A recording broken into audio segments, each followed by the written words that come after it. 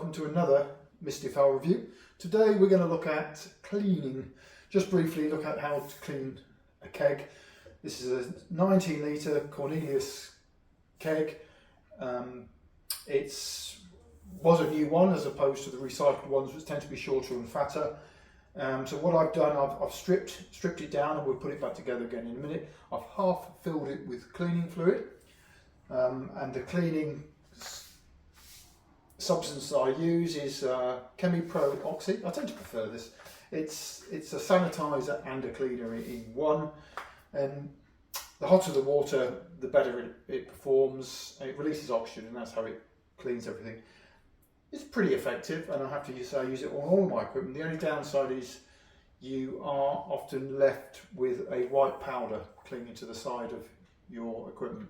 That's sodium carbonate. It's harmless, so I'm told, but I don't particularly like it. I will wash it off and just wipe it off with a clean cloth if indeed you see it. But generally it works well, and this is diluted at 4 grams per litre. So anyway, so that's that. So what we've got here is some more cleaning fluid in a jug. And in the jug I've got all of the components from the keg, plus my float. I 3D print these myself. It's a small 2 centimetre food safe plastic ball with a magnet inside. Whenever I brew with a keg, I'll drop that in, and I can use a magnet to track how full the keg is. You can buy these online. The ones I bought previously have not been strong enough, so I've made some that are actually quite meaty. Because you don't want that leaking. I'm sure again it wouldn't do you an awful lot of harm, but it's not something I want. So anyway, that's the float, and then we've got the lid with the seal, and we've got the connectors and the springs and everything else that goes. So let's just put this back together for you, just so you can see how that goes. Start by putting in the gas side. So on the gas side, you can tell it's a gas side, it has a little notch along the bottom. We have a small plug that goes in first, upside down, and the spring goes on top of that, and then the short hose goes in the gas side. It'll only go in one way. Then all you do, turn that upside down and screw that on. And on the other side we have the long tube.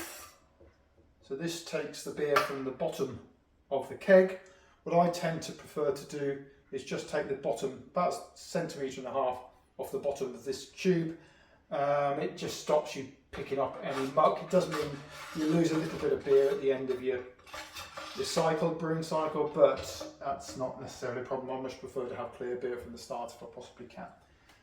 Here we go. So that goes in there again. It slots into a notch, and in here we've got exactly the same small metal stopper spring.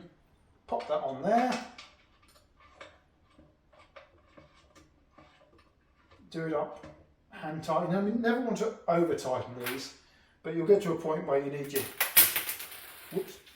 your wrench. So your 17mm wrench, just tighten that up.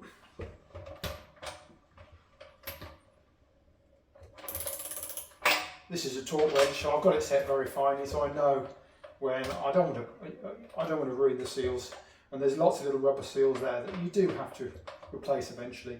So that's pretty much done. Let's give that one final dip in. Pop that in there,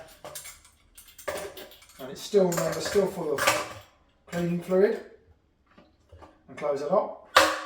So now turn that upside down, so that will now clean the top of the keg. This only takes 5 minutes, so it's pretty effective. It's nice and warm, so 5 minutes time we turn it back, we wash it with clean water, just check there's no white powder left anywhere, and off we go. That can then be cleaned. Before I use it, I'll probably sanitise it again with a little bit of sanitizer and give it a good rinse out. Otherwise, we're good to go. So that's how we at Mistyfell will clean a cake. Hope that was useful.